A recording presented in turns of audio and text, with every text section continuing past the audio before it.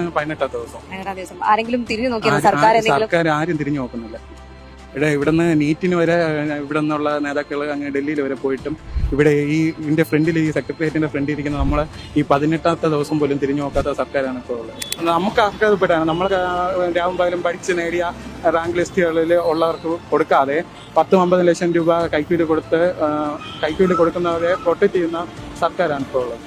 ഇപ്പോ CJP സമരത്തിൽ നമ്മൾ കണ്ടു, സെലിബ്രിറ്റികളും സോഷ്യൽ മീഡിയ ഇൻഫ്ലുവൻസേഴ്സ് ഒക്കെ ഒരുപാട് അവരെ സപ്പോർട്ട് ചെയ്ത് പുറത്ത് വരുന്നത്. അങ്ങനെ അതുപോലുള്ള സപ്പോർട്ട് ഇവിടെ കിട്ടിയിട്ടുണ്ടോ? ഇല്ല, ആരും തിരിഞ്ഞു നോക്കിയിട്ടില്ല. അത് വേറൊന്നുമില്ല ചേട്ടാ, നമുക്ക് സ്വയം വിമർശനം പണ്ടേ ഇഷ്ടമല്ല.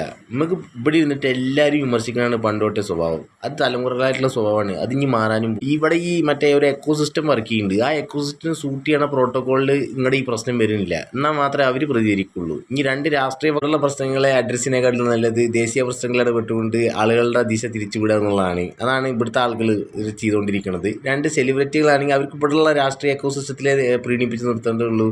ദേശീയ നേതൃത്വത്തിൽ തങ്ങൾക്ക് ഇഷ്ടമല്ലാത്ത രാഷ്ട്രീയ നേതൃത്വമാണ് അല്ലെങ്കിൽ സ്റ്റേറ്റിലില്ലാത്ത രാഷ്ട്രീയത്തിലാണെങ്കിൽ അവിടെ പോയി അവരെ പ്രതിഷേധിച്ചുകൊണ്ട് ഇവർക്ക് റീച്ച് കിട്ടും, ഇവിടെ സപ്പോർട്ട് കിട്ടും, കുറച്ച് ലൈം ലൈറ്റിൽ വരും. അവർക്കാണ് പ്രശ്നമില്ല.